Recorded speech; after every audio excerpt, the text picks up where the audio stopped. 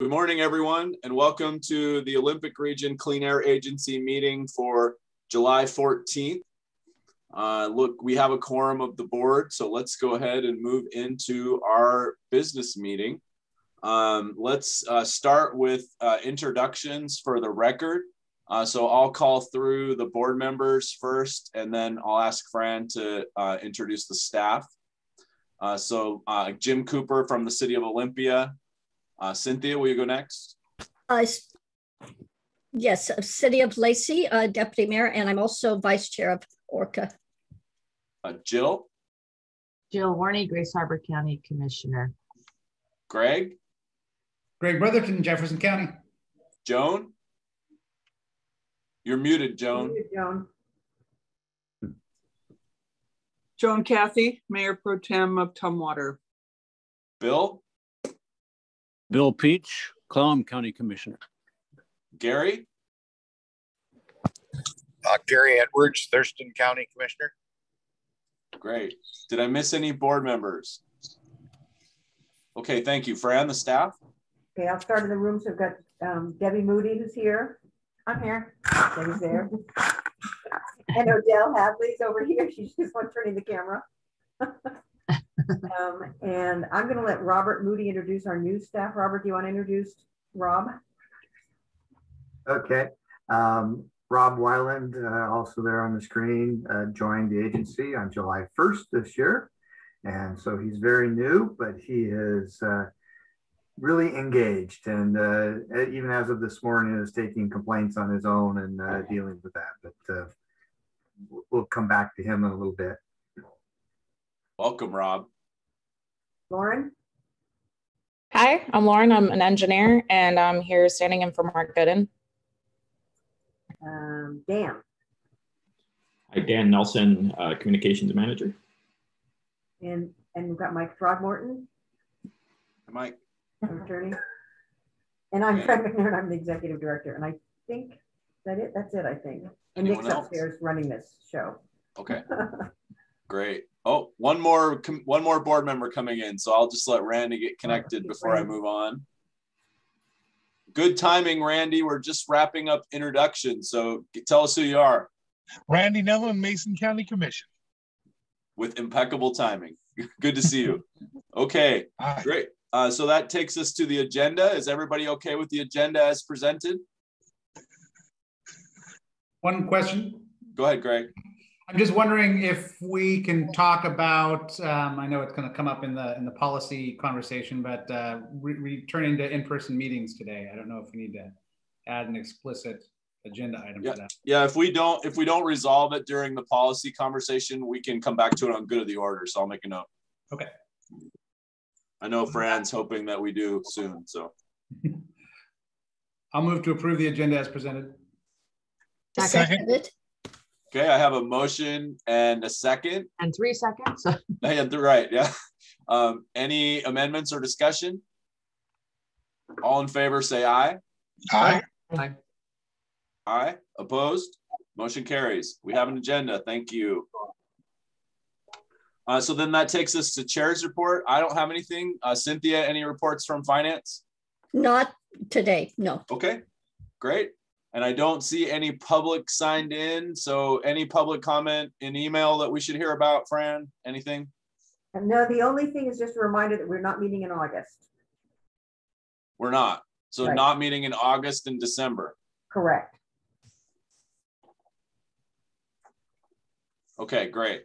So folks will make sure they are tracking that on their calendars. Wonderful. And so then that takes us to the consent agenda. Is there a motion to approve the consent agenda? So moved, Cynthia. Second. Okay, it's been moved and seconded. Are there any questions, comments, or polls? Okay, hearing none. All in favor of the consent agenda, please say aye. Aye. Aye. Opposed? Motion carries. Thank you. Okay, so we have some meaty new business this month. So let's go ahead and start with the regulation rule 1.11. I'm assuming I'm going to Robert. I don't have that page in front of me yet. That's correct. Okay. So this is for the new board members. This is something we do annually. It has been a non-issue. There has never been any comments on this process. What it's for is the rules, the federal rules implemented by ORCAA staff. We update as the federal rules are updated every July 1, we update our adoption of those to July 1. And what I'm requesting today is that you give me pass a motion to submit a CR 102 to the state code revisor. That is the start of the process. There will be, assuming I have that permission, I will schedule a public hearing at your September board meeting. So it still has public comment, is able to come in, et cetera, et cetera. So potential adoption then, probably late October. Any questions? Go ahead, Cynthia. So I move that we approve filing the CR 102 with the state code revisor amending ORCAA rule 1.11. Second. So I have a motion and a second. Any questions? I want to make sure we provide some space. I know there's a couple of new folks that haven't done this before. Any questions or amendments? Discussion? Okay, all in favor say aye. Aye. Aye. Aye. Opposed?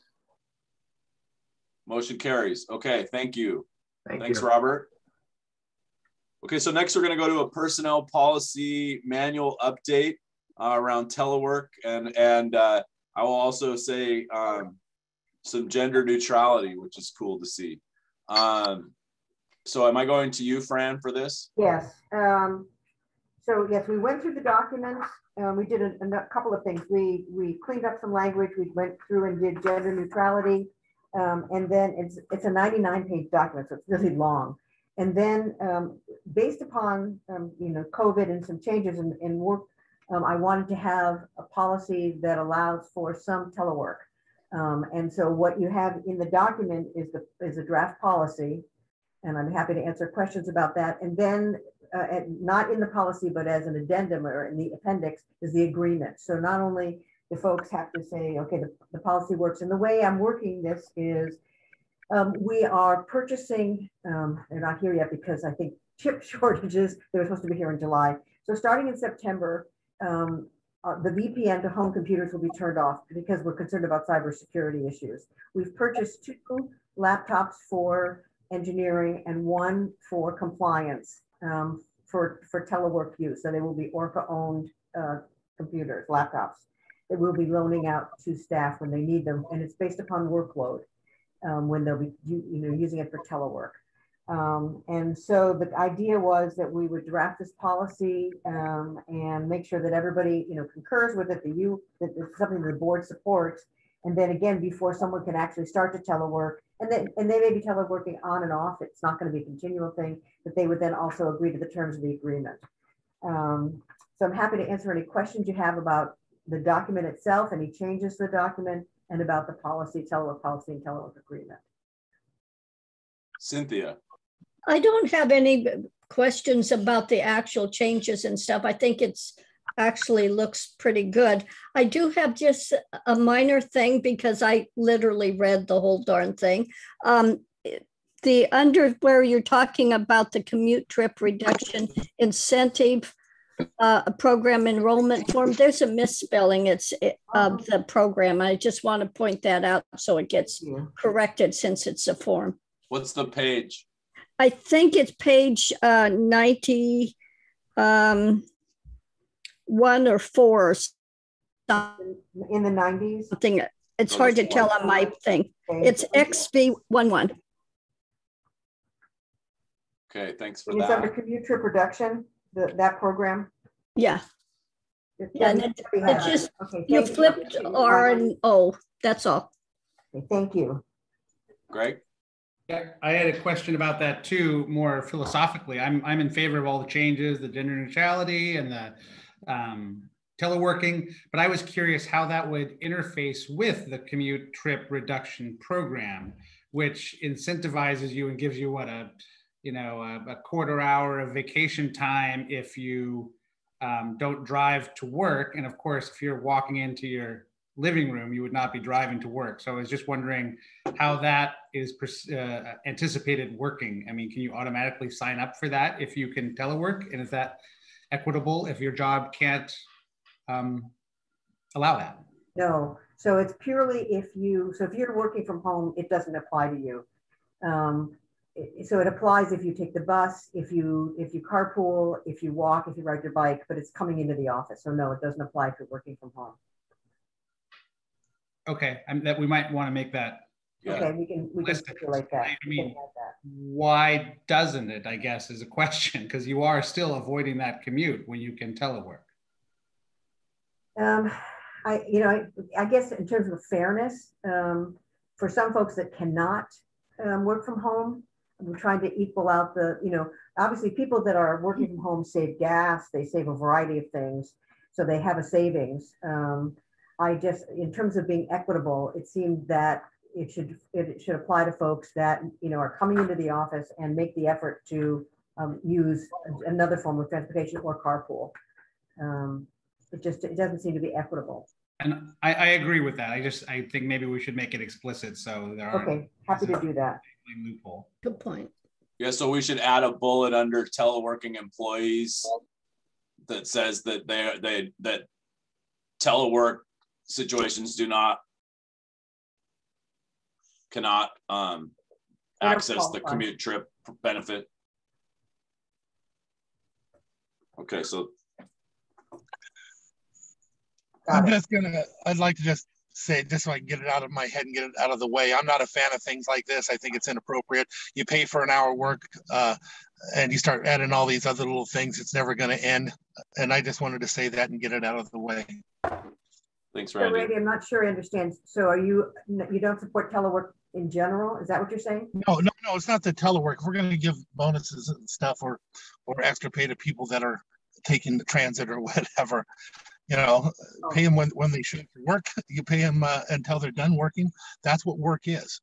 All these other things, we're diving into things that we shouldn't be doing, and I don't think it's appropriate to do it with the people's money, especially. I know that it's a personal choice what we'd like to see, but come on, this is a wage, and a wage is paid for the work that you do, not for different options you take on how to get to work. But again, I'm not going to stand in front of it, but I did have to make clear my position. I think we should be more. What you're talking about is the commute trip reduction portion. The benefit, yeah. Is that correct, Randy? Yes. Okay. So I guess I had a question around, I'm kind of in line with Greg's line of questioning. So my read on human resources coming out of pandemic is that telework needs to be made available as a benefit, and waiting for a year to be able to do it doesn't seem reasonable to me in this new environment. And so I wanted to check in on that thinking and see, Fran, if you would have a problem with an amendment that took out that 1 year requirement, and it's really a relationship between the manager and the employee. I don't have a problem with that. We only have one employee who's been here less than a year, so it's not a problem. And I say that I agree with Randy, and I'm on the side of it's time to get people back to work. People need to be in the office and have that network and productivity that's too hard to track when they're working from home. Cynthia? Well, from the other viewpoint, sometimes people that work out in the field to have to come into work and then go back out to in the field actually costs the agency more than starting from home and then going out. Having been a field worker in fish and wildlife for so long, it doesn't make a lot of sense a lot of times to have to come into work and then go back out. It wastes money and time. Yeah, working in the field's different. I mean, if you have a desk job. And a lot of times, though, it is beneficial to have them come in, but you could also have a policy where you're paying them if you know they're going out, they can get okay from their supervisor to say that you can leave from home and be paid from the time you leave from home to go out into the field to do this job, and this job. Other than that, come in. So we now, people can take their the compliance staff have ORCAA assigned vehicles. And if they needed to leave early, as an example, they could come in and they could leave their car in the cage, their personal car, and take the ORCAA car home with them and leave from home if they wanted to do that. That's always been an option for ORCAA employees. Okay, I'm tracking 2 conversations that we want to resolve before we move to a motion. So any other comments or questions about the personnel policies? Okay, Cynthia? The other question is, because the state pushes commute trip reduction, I think it seems counterintuitive to kind of change to not try to encourage that, but that's just, I mean, because it literally is a climate reduction type of thing and transportation costs and stuff. Why do we have to encourage it with money? Yeah, and where is the state doing that to where they're paying their employees to do that? Well, I think that's part of the whole program. I'm not positive, but. This is Lynn. Can I pipe in a little bit and add to this? Go ahead, Lynn. Good morning, all. Nice to see y'all. The C-Trip was primarily brought to the board of directors back in 2005 or 6. I can't remember. I apologize. And we brought it to the board because it was part of the Clean Air Act. And at that time, we had changed the C-Trip policy to sort of match up to a small agency like ourselves and use the incentive of providing time instead of a bus pass or an other incentive to try to encourage staff to use the program. And again, it matched up with the Clean Air Act. And right now, there's a couple employees, when we are back into normal operating conditions with people working, they can get up to 2 hours a month or 3 days a year. And it does add up. Back then, salaries were a lot less, and they have definitely increased. I think it's great that we have the program to encourage staff. I hear what you're saying about, the dollar amount can be something to look at, and maybe changes to the C-Trip, because a bus pass, may cost $35 compared to the 2 hours a month and the cost of the salaries. So Grace Harbor is been the transit board, which I get to wear that hat too. They're looking at free fares, and I've heard several other counties are doing that. Is not Thurston County doing that? Well, that's what I was going to say, Jill. Actually, on this one, I'd like to ask Lynn to do a little bit of research and maybe update the trip reduction policy based on the more modern conversation, because in Thurston County, it's free as well. And that's so what I thought. Yeah, so free. Say again, Randy. Mason County is free already and has been from the beginning. So if everyone's okay with that, can we park if we keep commute trip reduction or not for now, and ask Lynn to do some research and bring us a modern proposal? Is that okay with everyone on that? Yep. Okay. Lynn, Lynn, do you have any more questions about that, or Fran, go ahead. Just a question. So what Lynn is supposed to do is look at the idea of paying for a bus pass. Is that what you're saying? Well, no, buses are free. So I'd like to have her analyze what other public entities have around commute trip reduction currently, and bring us back an updated recommendation. Okay, so an overall policy on what other jurisdictions are doing for commute trip reduction. Yeah. Okay, got it. Yeah, I just wanted to say again, although I brought this up, I have no intentions to stand in the way of this one. As you guys know, if I really believe in something, I'll fight for it. But I've got to admit, since I've been on this board, which has been years now, I've always been proud of how you guys have handled your money. You have been conservative on how you guys have done things. And so to have a little bit that I disagree with is not enough to fight on my behalf. I just wanted to put that out there. I'm so proud of some of the conservative ways you guys have handled that money in the past. And I just want you to know that I do not think it's appropriate. That's all. I didn't want to turn it into a fight. Well, no, and I don't think you did. I think you brought up a good question to modernize the policy, Randy. So thanks for doing that. And I agree, Randy. That's the fun part about having conservatives and liberals that are all fiscally conservative. Yeah. Okay, so that part, and then I have 3 other issues that have come up. So no problems fixing the spelling error that Cynthia pointed out in the form around commute trip reduction. We'll go ahead and do that. So the second one is, is everyone okay with adding language around Greg's suggestion that under the teleworking employees section, that telework agreements are exempt from the commute trip reduction benefit for the time teleworked? Yes. Yes. Everyone okay with that? Because I'm going to ask for a motion that includes these amendments so we can make it a smoother process. Everybody's okay with that? Okay, great.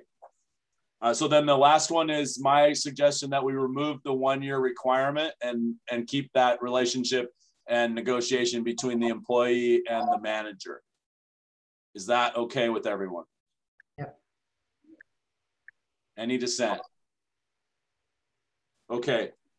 So I have, I believe, so Fran, do we need to wordsmith this, or is a motion with those 3 amendments going to be okay for you? That's fine. The way it's phrased? Okay. Yes. So then I would look for a motion to approve the personnel policies as presented with the corrections we discussed, which are a spelling error in the commute trip reduction section, the addition of language around teleworking agreements being exempt from commute trip reduction for the time teleworked, and then the removal of the 1-year requirement for being able to telework. Is there a motion? So moved. Second. Okay, I just want to stop and make sure, Gary, I know you're on the phone and you can't see us. So you want to chime in on anything here before we take action?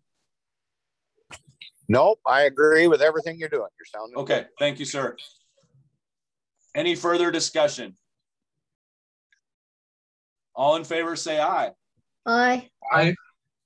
Aye. Aye. Opposed? Motion carries. And then one further item of business coming around commute trip reduction analysis and recommendation from staff. So good conversation. Thank you, everyone. Fran, is that what you need on this? That's what I need. Thank you very much. Okay, so then we'll stay with you and move to the bylaws. Correct. So in your packet, you have the bylaws. And again, we went through, oh boy. I have to hook to my phone to be able to see it. Just a minute. With our new system, with our new Wi-Fi, I have a problem. Just a sec. In any case, we fix things so that it's again gender neutral. And what I presented were 3 options. So the first option is staying with what we have, and the other option was to lower the number of times to 20%. Right now it's 50%, other than if there's a major issue like we've had with the pandemic, where everybody's been, using Zoom for the last, year and a half. I'm trying to get to my phone and I can't get times what? And so it'd be 20%, which actually is 2 meetings that you would have to, the board would have to attend. And then the third option is basically based upon circumstances, you could, use Zoom or one of the other mechanisms like Zoom for meetings in general. So again, I can't get to my own document. Just a minute.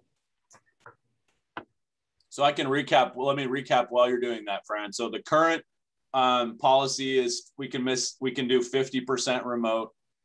And then the 2 additional options are to go down to 20% remote or go to an open-ended case-by-case basis up to each board member and their abilities. So that's pretty cut and dry to me in the policy. Is there any questions or comments? Greg? Sure. You saw me unmute. I appreciate the options. I think even before the pandemic hit, I had talked about, you know, some of us have to drive an awful long ways. So to me, the 20%, making sure that we're still in person. And I'm not sure if we could maybe focus a couple meetings that we really prioritize in person. I'll certainly try to attend in person more than 20% of, or more than 2 of the 10 meetings that we have. But I think it's a good option that's responsive to the last year and the current landscape. And I think that we should maybe just focus on the meetings that it would be good to have everyone in person as well. So I was on a meeting last night with Transit, and they said that the Port of Grace Harbor just had their very first hybrid meeting using the OWL system. So we're going to look into that for the county. And when I get the information, I can share it with you too, if you'd like. They said it worked really well. Jill, did they talk about how much or a limit for board members participating remotely? That wasn't discussed last night, but okay. The county's been looking for a hybrid system, and the OWL system, they said, worked awesome, that it tracked whoever the speaker was with the camera. It would scan the room and focus on whoever was speaking. And that's cool. So it's sounds exciting, because, you know, we've got a lot of people on the county that keep asking us to go back to meetings in person, but really we've had a whole lot more participation via Zoom than we ever did in person. Yeah. So yeah, the new way is hybrid for sure. Once everybody figures out the cameras. So do any of your organizations have a limit on participation with board activity remotely? Not that I've heard yet. Anyone? Because I'm inclined to go with option 2, which is to have it be open-ended. You know, yeah, and maybe put in language that we'd like to have, you know, a couple of meetings a year where we plan, like Greg talked about, where we can just acknowledge that that's our motivation, where we do meet in person, like a retreat setting, or, you know, the annual meeting with the budget and the officer election, some of those kinds of things. But that's where my mind is. Randy, you spoke up. And then Cynthia. Yeah, Mason County actually for years we had a commissioner that never attended meetings, and we had to limit things. So we made it to 2 that you could attend outside of the regular board meeting. You know, that was before the pandemic. I apologize, I had to sign off. I'm one of those guys, you guys all know me out here. If somebody sees me in a car parked, they come over and mass and they need to talk to me right then. That's how it is. So my apologies. So I missed part of it, but I'm a big fan of having people get together in the same room. Sometimes you can't tell what people are really thinking. I do know that some of our board members that are much more vocal in our board meetings are definitely not as vocal in our virtual meetings. There is no comparison between the two. And that's a shame, because there's some interesting and great things that happen when we face each other, and we're able to do that. I would be more comfortable with a view where we at least do a few a year where it's a required attendance. We've done some great things over the years here. I remember, again, just like I said earlier, I was a reluctant one to come to this board. I thought I'd be fighting with you guys every day. And instead I found you all to be so, you know, level-headed. But sometimes we do need to look at each other and go eye to eye, and you can't do that as well on a Zoom. So with that being said, I'd be up for a hybrid where certain ones are mandatory and the rest of them can be Zoom, but we should get together once in a while for the important stuff. Yep. Cynthia? So I'm inclined to be that way too, open-ended, but try to do as many as we can together. However, I do know when I first started on the board, at least the first year or 2, we tried to have a couple meetings where we aren't just in Olympia all the time, where we actually went up to, I want to say Port Townsend or Squim. Yeah. Squim. Yeah. So, you know, that is an option. We don't have to be just make sure that Lacey doesn't have to go anyplace. So. Well, so what if we go with the option 2, but add a sentence that says, you know, remote attendance for board members is an accommodation, and all board members are encouraged to be in person whenever possible. And then we can talk about the calendar each year and what meetings are encouraged. Does that make sense, Greg? Yep. Yeah, I'd be happy to try that. You know, I think I agree with Randy that being in person sometimes is really critical, and it's, you know, it sure saves me 4 hours if I'm virtual. So, you know, without being mandatory, I think revisiting this in a year, as we're going to do anyways, is probably necessary. But I'm fine with keeping it more flexible. Jill, was that you said something? Yeah, no, I agree. That's a good plan. Okay. Is everyone okay with that? Yep, Edwards is okay with it. Okay. And Gary, you have a two meeting limit at Thurston, right? Or did that go away? You know, I don't think we're definite because of our current situation. Right. Okay. That makes sense. Yeah. Okay. Okay. So then if folks are okay with it, I would be looking for a motion to approve the bylaws as amended and presented, including option 2 for remote board attendance, but adding a sentence that says something about remote attendance for board members is an accommodation, and it is highly encouraged that board members attend in person whenever possible. Is there a motion? Okay. Would make that motion, and I'd also point out that leaving that a little bit of elastic there so that those of us like me in Pacific County, which is hours away from anywhere else in the state, I could get more than one thing done in a day if I can do it virtually. Let's put it that way. Yeah. I'll make that motion. Okay, so Frank moves, and do I have a second? I second it. Okay, motion and a second. Any discussion? I'll just say we had our first Board of County Commissioner meeting in person with hybrid and just with Zoom with our own cameras on our computers. And it's nice to be back in person, but I'm supportive of this course.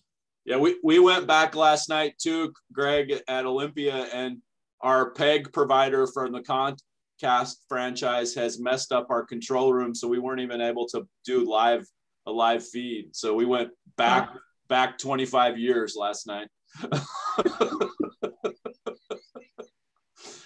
Okay, we have a motion on the floor. Any further discussion?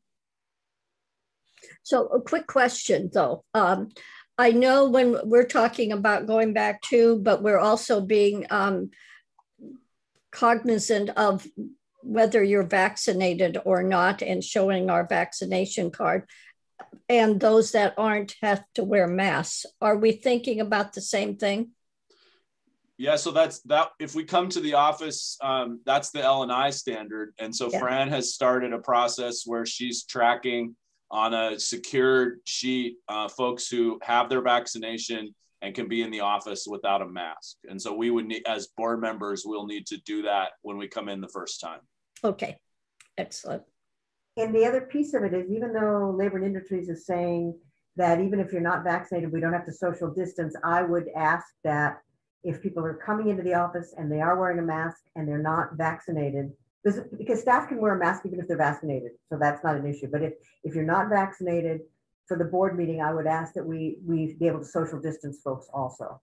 And that's not required, but I think it's still a good practice. Okay. I think you're in charge of the setup of the meeting room, so we would have to know who's going to be attending, so we know numbers, etc. And we're hoping that we can start this in September. Okay, well, let's move through this motion and then come back to talk about next steps. How does that sound? Jeff, is the ambiguity in the bylaws motion okay, or do we need to get more concrete? I think that the motion to approve option 2 with that additional language is sufficiently clear. Okay. Okay, then all in favor say aye. Aye. Aye. Aye. Opposed? Motion carries. Okay, thank you, everyone. So, Fran, you're thinking about September and talking about distancing. Do we want to go to a bigger room or try to keep it to half? Tell us what you're thinking. Well, and if folks are, if folks are vaccinated, it's not an issue. And again, it depends on how many people are planning to attend. So I guess my question is, in September, how many of the board would plan to be here? So we get a sense of whether this room can accommodate, and my own staff can come in and out, so we can accommodate numbers based upon, board members that are here. I mean, the only people that have to be in the room are myself and Debbie. I plan on attending. I'm sorry, Randy? I plan on attending. I do too. I'll try. Yeah. Me too. This is Bill. I do too. I'll be I believe Carolina would be attending as well. Carolina. Jim, you said you are? Did anyone say no? Frank, will you come in once? I can come in, but I would prefer not to because, like I say, I only get one thing done in the whole day if that's what I do. Okay. But if you're going to twist my arm, I'll come in. Well, I just think it'd be good if we all got together, but that could be at our November meeting too. You know, it's just nice to see each other since it's been so long, but no pressure. I get that. In fact, I was trying to run around my own town yesterday and I lost like half a day because all these meetings are in person now. I do look forward to meeting you one time though. So, and then I guess,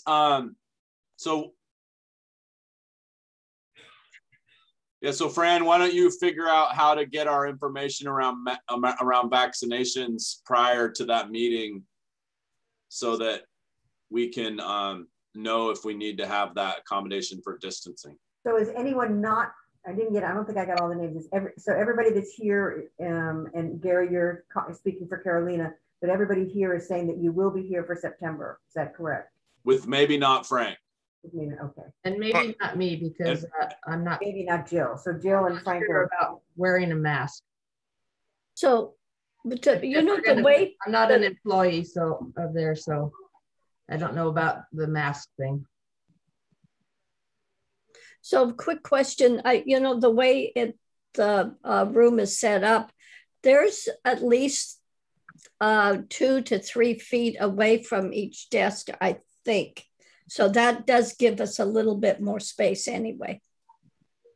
But if you're vaccinated, it doesn't matter. So no, but still.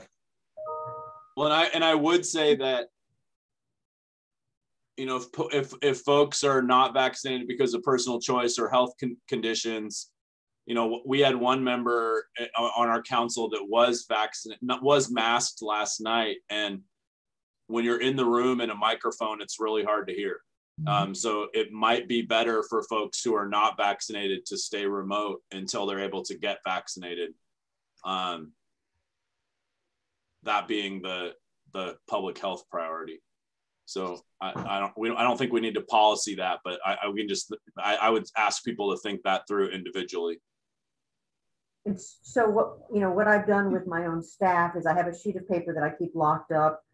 And if they don't want to wear a mask, if they're vaccinated and don't want to wear a mask, then I just put the date in which they showed me, and it can be the vaccination card, the public, you can get a readout from the health department.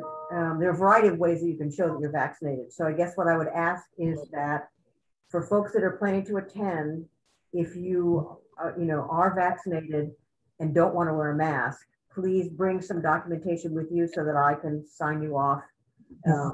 Fran, all they have to do legally is just attest to it. It's just what, Randy? Attest to it. Just sign a paper saying they are, and that's attesting to it. Okay, that's fine. I've asked for documentation for my own staff based on L&I requirements, but it's that's what I'm saying. L&I requirements are attestation or proof. Right. That's true. Okay. So Fran, maybe around the 1st of September, would you send out a reminder to everyone and ask them to let you know their plans so we can plan accordingly? Thank you. That would be great. Okay.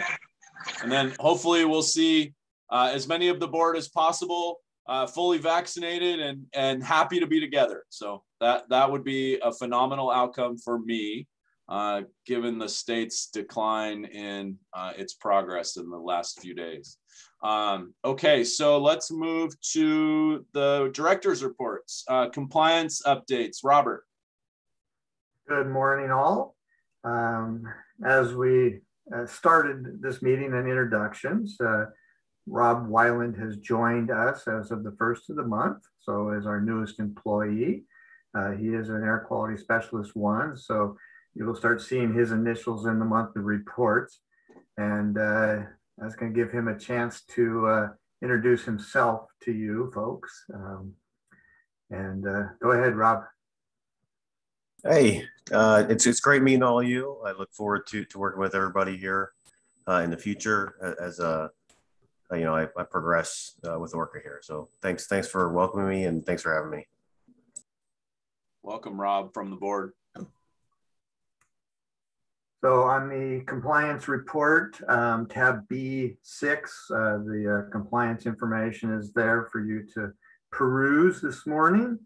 Not sure if we have any real exciting stuff in there. It's the usual. We are out getting inspections done, still getting complaint calls, there is a page.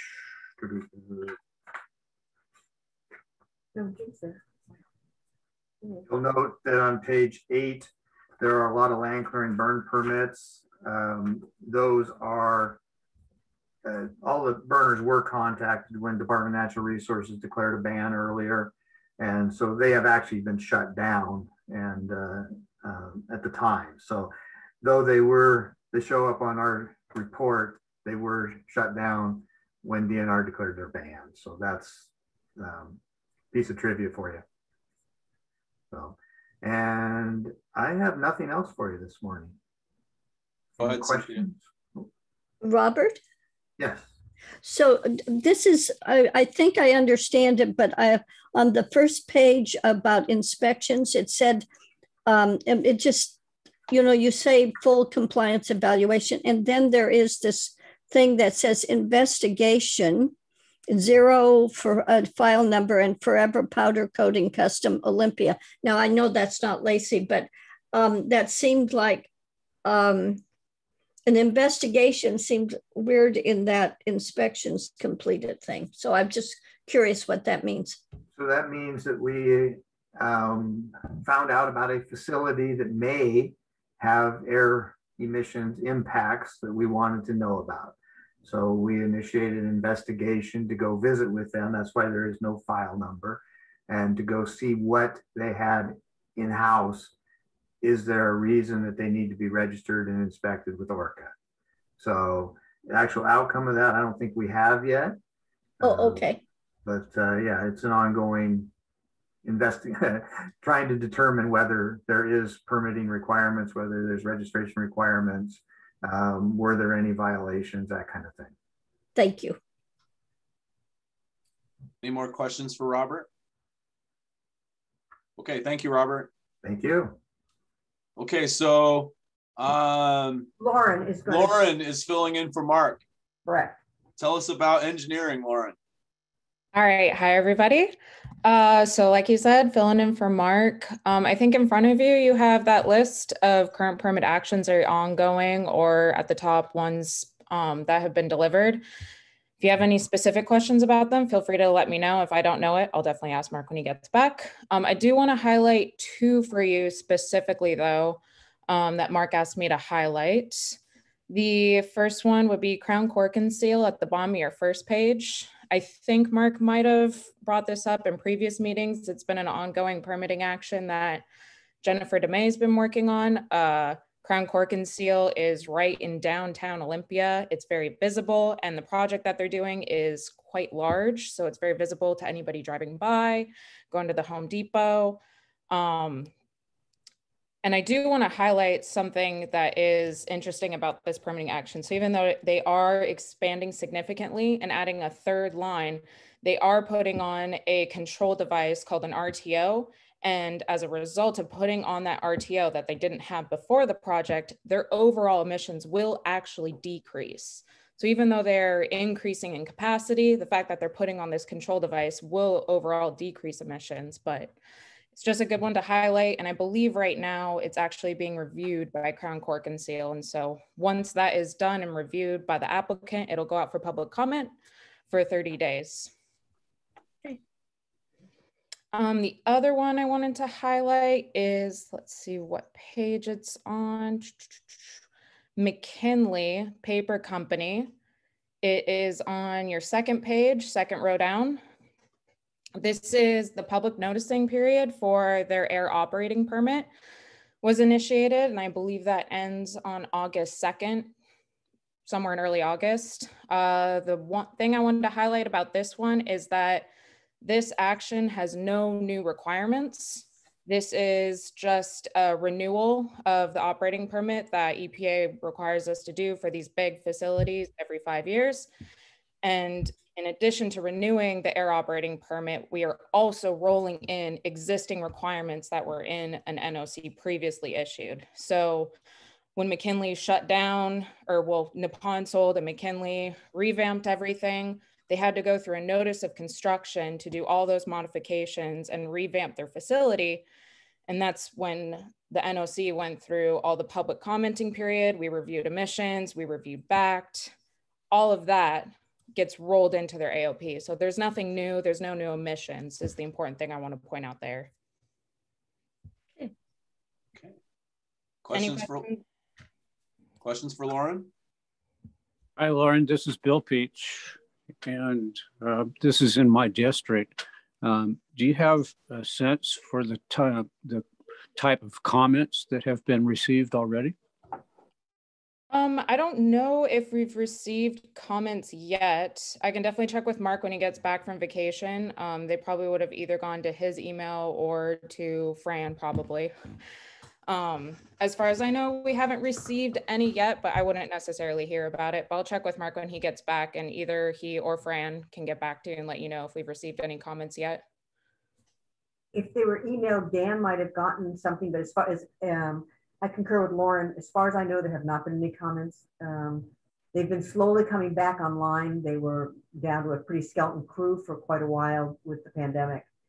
So as far as I know, there are no issues. But Dan, have you gotten any comments? We have not received any digital comments yet. I don't know if any letters have come in via snail mail to Mark, but nothing electronic has come in. Bill, if there is anything, we'll let you know.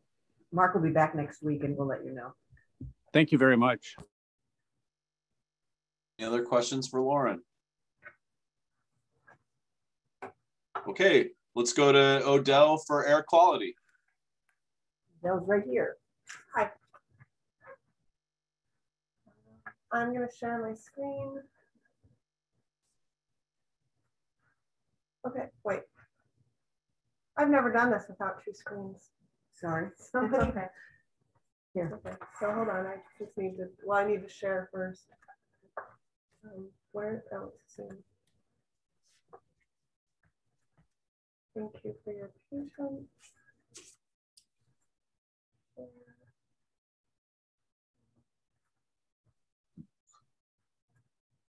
Okay, so we had a exciting June as far as air quality goes. Well, sort of exciting.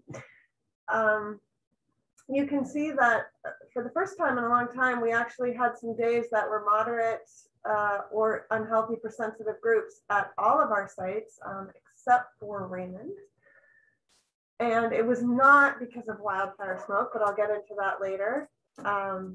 So yeah, usually June is one of our cleanest months as far as air quality goes, and there's not much to say. I do just want to point out that in Shelton, we did lose 4 days of data when the data logger crashed, but that has been fixed. And we have installed devices at all of our sites now so that if they stop communicating, we can actually force communication remotely, or it automatically resets the communication if it senses that there's no internet activity, which is great. It saves us driving time to go push a couple of buttons. It's gonna make monitoring, some of our more common monitoring problems go away, and it will save the agency a lot of travel time and money. So I just wanted to point that out, that it's really good to have those installed now at all of our remote sites. So here is our Thurston County ozone. I don't know if I mentioned this last May, but usually there's 2 ozone monitors in Thurston County, and then there's the one up at Chesapeake. The Department of Ecology operates the ozone monitor in Yelm, and that is the official ozone for the county, but they are not, they don't have that site installed this year because of construction. And so we are now using the Lacey site, And we've installed the official monitor for the state at Lacey for the season. So this is a federal reference method ozone analyzer that we have. You can see the space where it says the ozone analyzer died. That is the ozone analyzer that we typically keep at the Lacey site. And I talked to Ecology, and because we don't have the Yelm site, we put in the Ecology's monitor and transfer standard in at Lacey. So that's great. We have that. And you'll see that we have this one point here. This is hourly data where we went up above the 8-hour max. And that was Monday, June 28th at 110 degrees Fahrenheit. So you will remember that was our hottest day of the year. So one last thing I want to share with you about our heat wave, and then I'm going to turn it over, make a few more comments, and then Lauren's going to talk a little bit more about it. But so with the heat came some air quality problems that we don't typically see here in the west side of Washington, or maybe even in the east side. But what I'm showing here is the ozone at Lacey, which is the blue site, and I'm showing the Enumclaw site for their ozone. And then in the dashed line, that is the ambient temperature, and that scale is over here on the left-hand side. So what happened on Monday is I came into work and was watching that Lacey ozone, and it was the highest in the state, and it was just skyrocketing. And at 10 a.m., I saw that we were getting close to the National Ambient Air Quality Standard, and Puget Sound had already issued an air quality alert for ozone. And I ran into Dan's office and I said, Dan, our ozone is higher than Enumclaw. What do we do? Do we issue an alert? And he said, I don't know. I've never had to issue one. I don't know. So we talked about it and we decided that we did need to issue this alert. And that went out here when we hit, and actually this is the hourly peak, which was over 70, but we did get over 80 in that hour. So we issued this alert and immediately the ozone started dropping, which was totally out of character. This is not what we expected. It was very unusual. And if you see that at the same time period, what happened at Enumclaw is what we were expecting and what you would typically see in that situation. So the reason that the ozone dropped, we also saw that down south at the Vancouver site in the Columbia Gorge. We saw that same behavior. So I have been sort of investigating the science behind that as to why that happened. Some of the theories out there, the winds changed and brought in cleaner air, or it was just windy and instead of stagnant. And then the other is that the chemistry itself was affected by the high temperatures. So that once we hit 100 degrees Celsius, that the chemistry actually changed and maybe ozone formation might have been suppressed by the high temperatures. So Adele, I think you're overlooking the quality of the air quality alert I sent out. All right. Anyway, so probably I'm going on too much about this because I was interested in it. But anyway, weird air chemistry happening on that day. This is the other weird air chemistry that was happening on that day. We had PM 2.5 average in Lacey. That was in the orange, unhealthy for sensitive groups, and on that Sunday, moderate. And it was not from smoke, but from biogenic aerosol. So with the ozone, and this was actually photochemical smog. So this is another air quality problem that these high temperature days can create in our region that we very, very, very rarely see in the summer. So not typically a problem for us. So yeah, I just wanted to point that out. So this is just sort of a synopsis of all of our air quality monitoring activities. June was a really busy month for me, but I have passed the chair of Northwest Air Quest on to another person. So that is off my plate, which is good, I think. And so, yeah, if you have any questions on air quality, I'm happy to answer them. Lauren Wybrew, who you just heard from, is also our amateur meteorologist here at the office. And she's gonna present some stuff on that heat wave that we had and what led up to that and how and why that happened. So I will open it up for questions on air quality. Anything for Odell? Okay, Thank you, Odell. Let us know what you conclude around that ozone drop. It's fascinating. I'll let you know. I'm not sure anyone else really cares, but but if you're interested, I'll see if I can find. I don't know if I'll have an answer, but it's definitely something worth looking at. Do you want to share the screen? Okay, then so Lauren, tell us about the heat wave. Can you share the screen, Lauren? Yep. Pulling it up right now. All right. Get this. All right, you guys see that okay? Yes. All right, so I've kind of broken this down into 3 main ingredients of why the heck did we get this crazy heat wave that we just don't see here, at least for our area. This is probably the most severe heat wave we have seen in the century. It got a lot of atmospheric scientists in our region very excited, including myself. So I'll try to break it down into kind of what happened and why I think why. So just a quick overview of the event. I'm assuming you all were here and experienced it. It's pretty historic. Max temps were 30 to 40 degrees above what we normally experience for our highs this time of year. Just to put in perspective, Quilly out there on the coast hit 109 at the peak of the weekend. Its normal high for this time of year is only 65 degrees. That's just not breaking a record. That is absolutely obliterating it. Olympia reached 109. Its previous record was 105. Seattle hit 108 degrees at its height on that Monday. It is now in Seattle hotter than it's ever been in Miami, Washington, D.C., or Atlanta. A cool little record tidbit that I find kind of fascinating is that Seattle has only reached 100 degrees on 3 separate occasions in the last 125 years prior to this heat wave.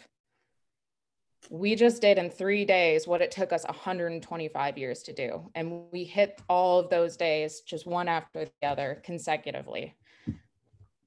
It's pretty historic. So what caused this to happen? It was the timing events was perfect. The placement of these events were perfect. Everything just kind of came together at once. So the first ingredient, which I think is the main ingredient of any time we get a really strong heat wave, even if it's in the 90s, ingredient 1 is this high pressure aloft.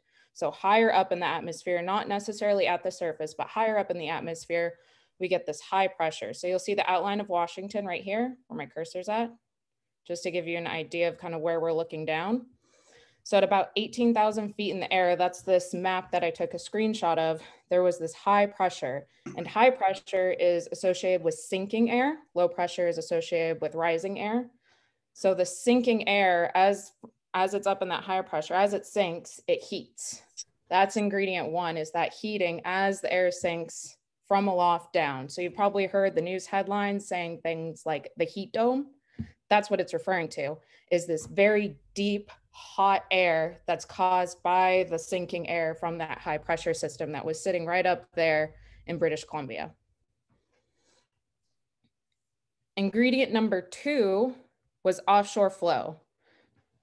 So usually, like this morning, we have this nice cool weather that comes from the nice cool Pacific, keeps us from reaching 100 degrees. It's one of the reasons why Eastern Washington is always so much warmer than Western Washington. The Cascades kind of act as a barrier, so Eastern Washington doesn't really get to feel the effects of the cool onshore flow from the Pacific. Ingredient number 2 for this heat wave, I like to think as a booster for ingredient number 1. So ingredient number 1 was the main setup with that high pressure system. Ingredient number 2 was the offshore flow. So winds coming from the east, going to the west, shown by that little arrow there, is the opposite of what we usually experience. This added to even make it warmer, because as that air near the surface moves from east to west, it descends down the west slope of the Cascades. And as it comes down, it heats even more. So it's just like an extra booster shot to the heating that was already occurring by the sinking air.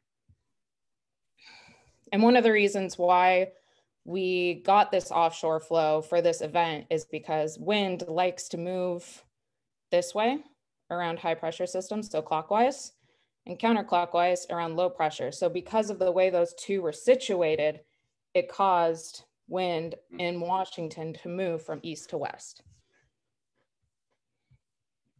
And the third ingredient, which is kind of counterintuitive, because I've had my family and friends be like, hey, we usually don't get hot temperatures until August.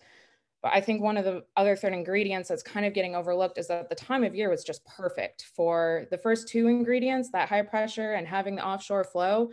The setup was there, but the time of year just added another booster to it. This was the time of year when we have some of the longest days. So the sun is at its full strength. The days are long, which means you have more time for daytime solar heating. And in addition, the last few Augusts, at least the last 2 or 3 years, we've had smoke in the skies. And smoke actually reflects away some of that solar heating and makes it cooler than it would have been otherwise. So we didn't have that wildfire smoke yet deflecting that solar radiation away. So we just had even more chance for us to heat up during the day.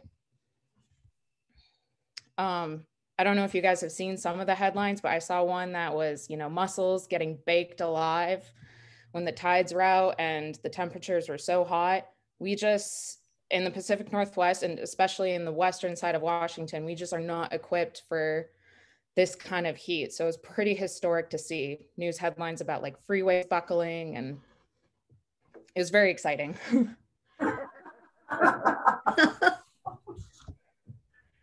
If anyone has any questions, I can do my best to try to answer them. So I kind of do. Do you think we will get another wave in the next month or so? Or is it this so rare that it just probably would not happen this year again? The atmosphere has its own natural variability built into it. And so the time scale of events like this, they're short-lived, right? It's only 3 days rather than like climate is over months. I think it's probably reasonable to say that over the next few years, it's possible we'll be seeing more setups like this that are just kind of boosted by climate change, adding a few more degrees to the setup that's already there. But it's pretty hard to forecast events that are on the time scale of days looking months out. However, this particular event was very well forecasted by at least some of the local models out of UW. They had their eye on this about a week out, which is pretty good in the forecasting world. If you can, throw a dart at the bullseye about a week out, that's pretty darn good. Looking more out like 5 days and that 3 days, it gets really a lot more certain. So keep an eye on the forecast. I wouldn't be surprised if we see another one, but this particular setup was a kind of once in a century event as far as looking back at the climate record. Okay, thank you. Good question. Others?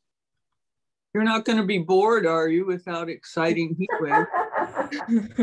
Well, we might have smoke on the way, maybe in August, so I get just as excited about that.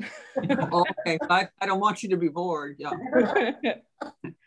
Well, I was in the Bryce Canyon area those days, and it was only 88. So thanks for taking the heat while I was in the desert. Yeah. I went through Death Valley though, and it was 129 the day before the record. So that was tough. This is Odell. I forgot to add, I'm going on vacation starting tomorrow for just over a week. With all the smoke in the skies and the potential for different issues to arise, Lauren Wybrew is going to be backing me up on forecasting for smoke and sort of watching out for ORCAA's region. So if you guys do have questions about that, or if smoke does roll in, she would be the go-to person for next week and the remainder of this week. So I just wanted to let you guys know that too. And you can, contact me, and then I can get to Lauren. Okay. Lauren is working remotely. Thank you for that. Any other questions? Okay. Dan, education and outreach. Hey, well, a lot of what Lauren and Odell talked about, I was covering for the past month. I will note on smoke, Eastern Washington starting to see a pretty good high plume now. And fortunately, we have that onshore flow that's keeping Western Washington in a nice little bubble for the time being. So if and when that breaks down, we'll blame Lauren this month instead of Odell. So watching wildfire smoke is an ongoing thing these days. Outdoor burning, we had outdoor burning shut down early this year because of that extreme heat event, and DNR put essentially all of the state in a fire hazard zone. So DNR called their burn bans, and it actually extended it to even recreational fires a few days after their initial shutdown of residential and land clearing. We shut down our land clearing burn permits. Most of the counties in our jurisdiction, their fire marshals joined in and followed DNR's example and shut down residential burning and land clearing burning as well. So right now, instead of July, today would have been the official day, last day to burn in Thurston County under the existing annual burn season. I think we shut it down on the 28th or 27th. So there was a lot of coordination with the fire departments. Again, we're not the fire safety agency, but because we have the tools and the resources, I spent a lot of my time coordinating with the fire marshals and the fire agencies, getting the word out about their fire safety burn bans throughout our jurisdiction. So that kept us busy. And then on the other side of the smoke world, in the indoor smoke wood stove program, wrapped up the end of June for the existing program. And we came very close to fully expending the funds. We ended up with just a couple projects that did not get completed by the end of the month due to inaccessibility to new products for the HVAC companies. So they couldn't get the new appliances they needed to install to do the old wood stove removal. So that's a lingering problem with the COVID shutdowns, is there's still a long delay in getting new appliances. Heat pumps, it sounds like, are really slow these days in getting those into people's hands. So we do have a new program, got the grant has been released by the state, the application process. So we're working on the application now, and that closes the end of this month. So hopefully we'll have a quick turnaround in early August and get that going back for our communities. The good news on that is we will be able to offer, it looks like, the recycling award. So basically a $500 recycling award to anybody that has an old uncertified wood stove and just wants to remove and destroy it. We'll be able to offer that to all 6 counties in our jurisdiction for the first time ever. So every one of our residents will be able to take advantage of that if they qualify with the old appliance. So and then we'll do the same for Thurston and Mason, and we're looking at data for Clallam to see if we can do the change out for cleaner burning devices for those counties. But we'll keep you posted on that grant as we get it developed. So, excuse me, how much was the award? The recycle award would be $500. Is what we're proposing to the state. Again, that's what we've done the past several years. And we isolated that number because I've looked at Craigslist and Facebook Marketplace and other online sources, and I see people trying to sell old wood stoves on those sources for $450, $500 at times. So we wanted to make it at least competitive with the online sale, even though technically they shouldn't be selling those devices. We want to make it economically feasible for people to work with us rather than try to go and resell those dirty burning devices. Good. Any other questions for Dan? More money this year for the overall wood smoke reduction. So they appropriated $3 million. Last biennium was $2 million. And then any funds that were unspent will be reappropriated to the capital budget. So it'll be $3 million plus a couple $100,000, I'm guessing, that'll be then dispersed through the application process for the wood smoke reduction program. So we hopefully will get more money this biennium for that program. Okay, anything else for Dan? Greg? Yeah, kind of a philosophical question for you, Dan, really. You know, in Jefferson County here, the fire marshal banned recreational fires because of the fire danger. But the Forest Service and state parks is aligned, but U.S. Forest Service, you know, thinks that if there's a fire pit, it's the safest place. People are going to light fires anyways. So we have an inconsistency in the county. And I'm wondering if you have any suggestions on how to help communicate as clearly as possible, I guess, an inconsistency in fire policy within a county. You're asking me how to make the federal government reasonable? No, just how to communicate that they're not. Yeah, I don't know. I know that's something we've had an ongoing issue with the Park Service being the big one, covering most of your county, and the Forest Service. Again, it depends on the individual forest supervisor as much as anything. So possibly talk to the Forest Supervisor's office down here in Olympia for Olympic National Park or for Olympic National Forest, and talk to the park supervisor up in Port Angeles and see if they can't put some pressure on their fire folks. But yeah, if DNR and state parks and your local fire marshals are saying the fire risk is too great for people to have recreational fires on state land or private land managed by DNR, the Forest Service should be looking at that and taking the locals' viewpoint into consideration and making their decisions. So just a friend of mine is the head of the U.S. Forest Service till the end of the month, the end of July. Vicki Christensen, and Cynthia, you know Vicki, is retiring at the end of July. And so I can give Vicki a call. They've named her successor. So I can call Vicki and see if she can pass something on to to the gentleman who's taking her place. But Vicki Christensen used to be she was the chief forester for the Department of Natural Resources when Cynthia and I worked there. So I can call Vicki and talk to her, and I'll do that. Hopefully I think she's still there. Her actual retirement date is the end of the month. So they're moving back here. Actually, they're moving to Northeast Tacoma. So yeah, getting that coordination is difficult. I mean, we run into it every year just within DNR, because within our 6 counties, we work with 3 different DNR regional offices, and those regional offices don't always coordinate and communicate well to each other. So I also learned that, you know, in the last legislative session, DNR got a chunk of money to help with wildfires, and they're actually going through a reorganization right now in their in terms of how they're managing wildfires and fire safety.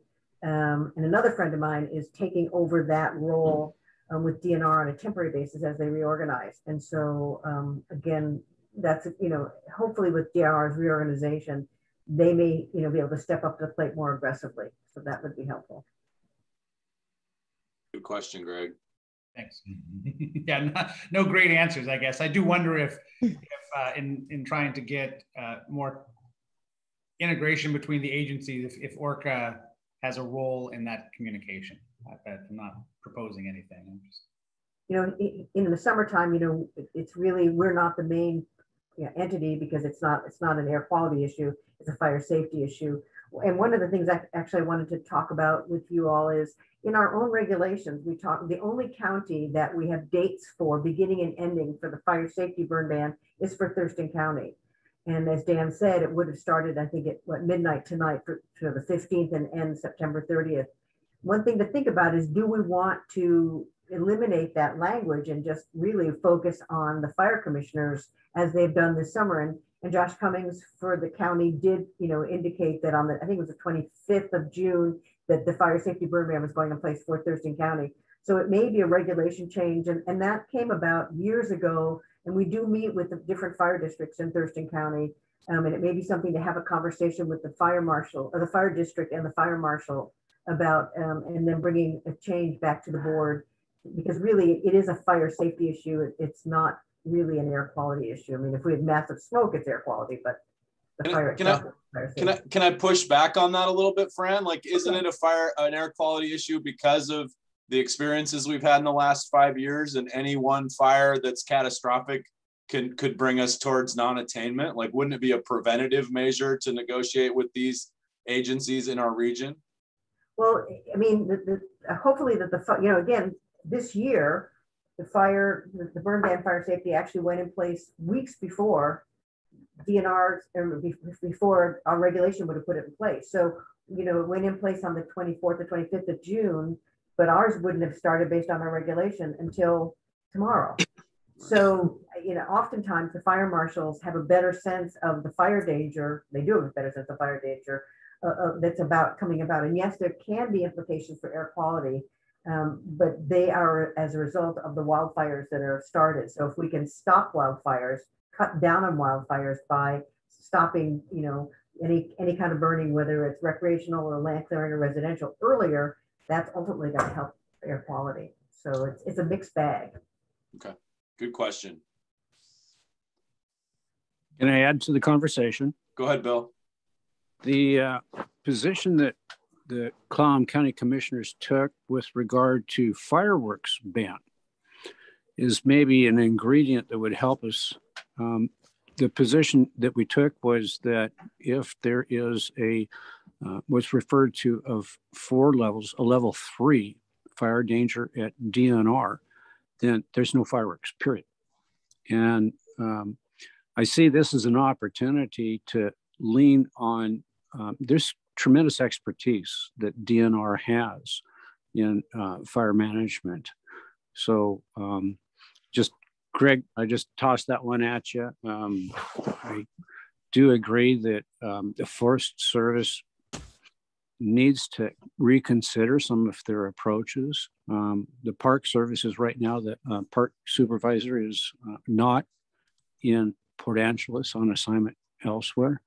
But the idea that I share is relying on a central source became very important in terms of management. We had a fire marshal that said yes on this one and no on that one. That inconsistency led to a tremendous amount of confusion. Using the DNR's fire precaution level at 6 a.m. every morning, you know, and that is a uniform source of information.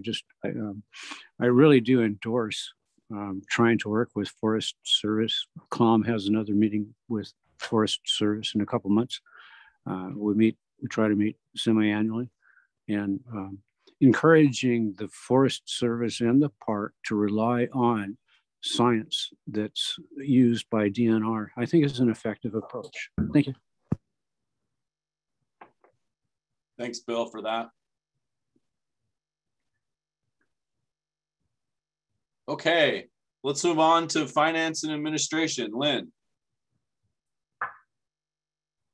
Good morning all again. So a couple items I'd like to update y'all on. And first of all, no priority order by any means, but our 9 offices are all completely occupied. So we have 9 leases, 100% occupancy with our building. So yee-hee. Just issued a few new 1-year renewals with a couple of our tenants. And let's see, the solar grant program, I touched a little bit on that last board meeting that I was going to attend a webinar on solar grants, and I did. And the outcome of that led to a lot of questions that I have. Department of Commerce is accepting proposals right now for solar projects. And the last round of awards were a lot of cities and some counties averaging, you know, $200,000. There is a match that is involved in this. I did talk a little bit to Fran and also Mark Gooden, our professional engineer, and he'd like to hear more about it. So I'll be working with Mark to find out if this is a viable project that ORCAA wants to tap into. We are eligible because we're considered a special purpose district. And so we'll report back as we progress in that. The next is Endurus. Endurus is our provider of ensuring our building, our vehicles, bonding, errors and emissions for our board of directors. And I just received the email alerting us to what our rates are going to look like with the next policy year starting September 1, 2021. it looks like there is going to be a slightly higher increase than I had anticipated. And due to the pool's large amount of members, it's definitely keeping our costs down. But we do anticipate a slight increase in the forecast that I included in the budget, about $3,000. It's not significant, but based on my estimates and what they are communicating to the agencies, that is my projection. So, so it's a good thing. I think it's good news, and it's not any more than that at this point in time. What is good news is the fiscal year end that we'll get more into following the Finance Committee's meeting in September, and then reporting to the board in more detail. But unofficially, it appears that ORCAA will not be using any of the reserve that was included in fiscal year 2021's budget of $257,000. Good news. Instead, hopefully we will be adding about $125,000 back into our account. And that was based on some additional revenues coming in. And of course, obviously the lower expenditures as well. We'll detail more of that at our September board meeting. So good news on that. Association of Washington Cities. Again, I'm going to start out saying thank you, Cynthia, for your directorship on the AWC Board of Directors. AWC really goes to battle for a lot of, 260 plus employers and trying to negotiate our premiums for medical, dental, life, long-term disability, vision, etc. And again, once again, they did a great job. The projections that we included in fiscal year 2022 for that benefit package is consistent with the projections that have been almost approved by AWC. That'll take place in a couple of months, but the unofficial rate increase projections are coming in very well. And so that's good news. Two more things. Wellness program. We continue to try to, encourage folks to take some well time for themselves, keep moving. We have a recipe exchange program happening this month where, who knows, we're establishing a recipe catalog book. So who knows, maybe we'll be entrepreneurs and publish it. I don't know. I might be going too far on that, but hey, wellness is happening here, okay? Last thing, I did report to the board last month on the Washington Cares Fund. That's another name for the long-term care program. I did attend a webinar. I've been trying to communicate to staff as much as I can and trying to help them understand this new program that everyone in Washington is going to be facing in terms of a premium, if you're working, of course. And that's where Washington workers pay 58 cents per $100 of earnings. And this is a benefit that's entirely funded by employees. Employers will not be contributing to the premiums. And every employee contributes. Even self-employed have options. So beginning January 2022, ORCAA will be deducting this additional premium. And I touched on a little bit that AWC was able to secure a vendor trust mark in order to provide an alternative for staff. Staff has been provided information who are interested as an alternative. And I'm sure your HR departments have all communicated to you by now on this new benefit. There's going to be exemptions. Employees may choose to apply if approved. It's once notified employers as ORCAA, we'll stop deducting any premiums. But once they electively choose to be out of the program based on their eligible exemption, they cannot come back into the program ever. So employers need to, at this point, set up a tracking system for that maintenance. And, I'm sure the benefits that folks receive under the Washington Cares Fund is $36,500.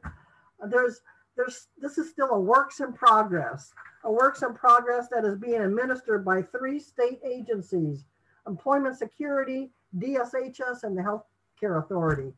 Again, they'll have 3 years to continue to work on this program because January 2022 premiums start, but folks who are eligible won't be able to apply until January 2025. But really, you're still not eligible. So, and again, there's so many questions and unanswered that we have ourselves. And so I'll be continuing to follow that, communicate with staff, and see where it goes. And let's see, I believe. Lynn, quick question. Yes, sir. Is it allowable for the employee to pay that premium, or the employer to pay that premium as an employee benefit? At this point, it's clear through ESD that the employee is required to contribute. So the employer can't add that as a benefit. That is correct at this point, but they are still working on changes as it evolves, because October 1 is really the first date that an employee can apply for an exemption. Employers cannot apply on behalf of employees. ESD is responsible to determine if a person is exempt or not. And they will provide a letter to the employee, who in turn has to provide it to the employer, so the employer does not deduct. Okay. Well, keep us in the loop as that moves along. I will do that. If there's any questions, I'm happy to answer if I'm able on any item. All right, thank you all. Congratulations on not using the reserve. That's like the 10th year in a row I've heard that. So that's phenomenal. Thank you. Keep it going. Thank you. Okay, so that takes us to Fran for the executive director's report. Okay, a couple things. I will send an email out to everybody in early September, checking on whether you're going to be attending the September board meeting. So just you'll hear from me soon on that. And another thing is staff are beginning to come back to the office, working in the office full time. We still, it's sort of a transition period between now and September. So we've got more and more staff coming back, which is great. It's just wonderful to have the team back together. So we're hoping that by September things really begin to even out, and that we get a good, our group back together, because it's a great staff. And we're really pleased to have Rob joining us. He's a real asset to the organization, and we're thrilled that we're 100% staffed. So the last thing I want to mention to you is that I've decided that I'm going to retire. I'm retiring right now. My goal is to retire at the end of January 2022. That date is not firm. I can stay longer, and it all depends on the recruitment. So we're hoping that we can get the recruitment going. And I know I've been talking to Jim and Cynthia a little bit about it, and want to create a personnel committee, and hopefully maybe work with a local jurisdiction. Last time when I got the position almost 13 years ago, it was done with the city of Lacey helping us, our HR department. They can't do that at this point. So Jim is going to talk to Olympia, and maybe if Olympia can't do it, maybe Joe, maybe Tumwater might be able to help us out. But we want to start the recruitment process, and my goal is to have an overlap with the new director in January. I mean, that's my feeling. I want to be able to help with the transition. We're not meeting in December. I'm hoping that the new person would come on sometime in January. I could be here with that new person for the board meeting in January to introduce that person, and then to help with the transition. But as I say, it's not a firm date. I can stay longer than January. So if recruitment doesn't go as we anticipate, it's not a big deal to me. I can continue working. I just picked a date that I thought would be reasonable. And the end of January 2022 is what I sort of picked out. My husband is retired, and he's been bugging me. So, that's sort of, we want to be able to do a little more traveling. We have a grandchild in Baltimore, and we'd like to be able to see family a little bit more and do some more traveling. So that's sort of my announcement for this morning. So with that mic drop.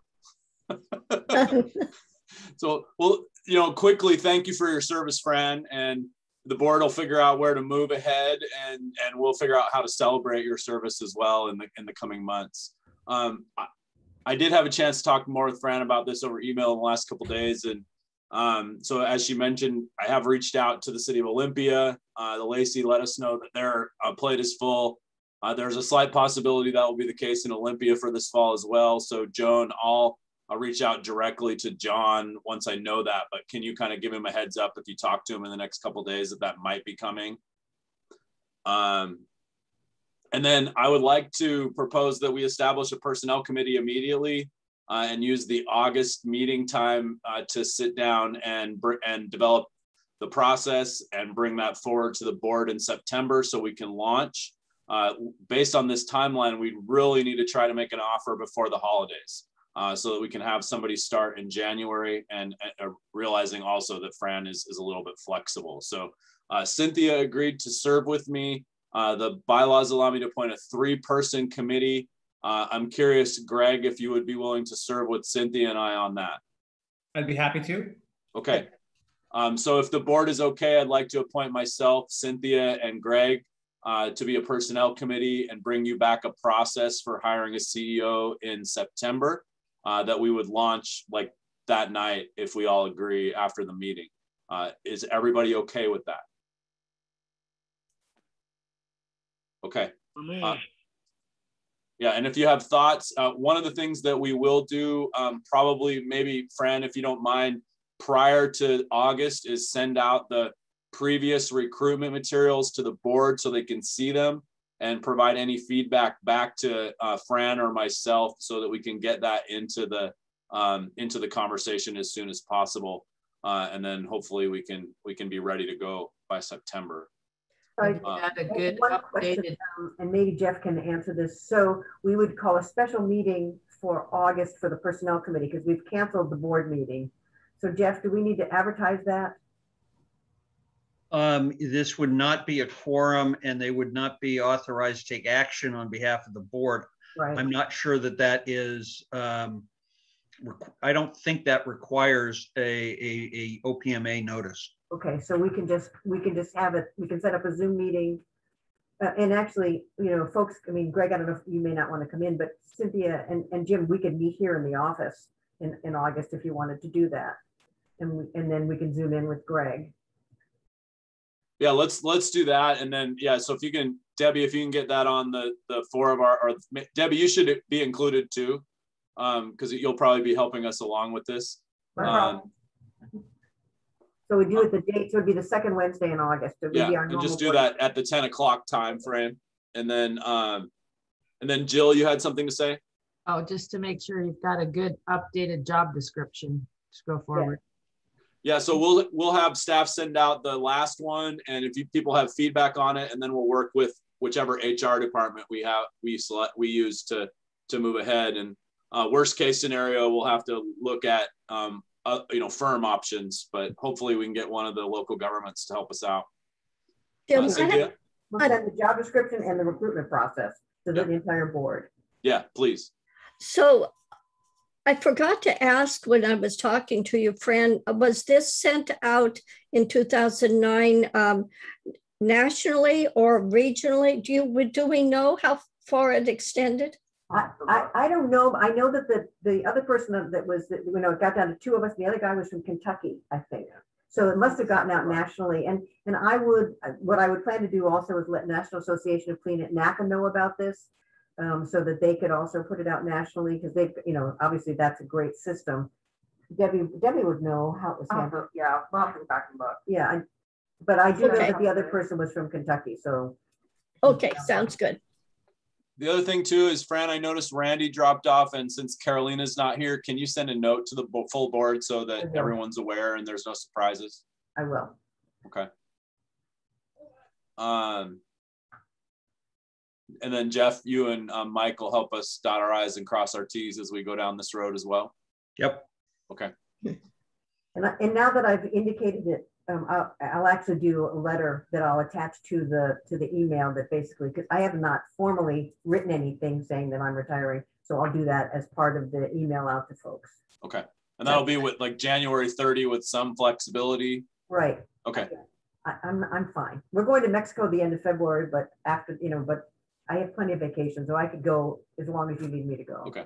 Well, that's good. I was a little nervous about January 1, but I know we can do it by the end of February. So that's good. Yeah, I was planning January at the end of January. I was not planning the beginning of January. We only have 2 big trips planned. We're going to Europe in May, but again, it's all manageable. Okay, cool. Okay, well, that's big news. And again, we'll work on how to celebrate your service as well, because it's important. And I think there's a lot of people throughout the region that will be interested in maybe coming together to party for Fran. So that would be cool.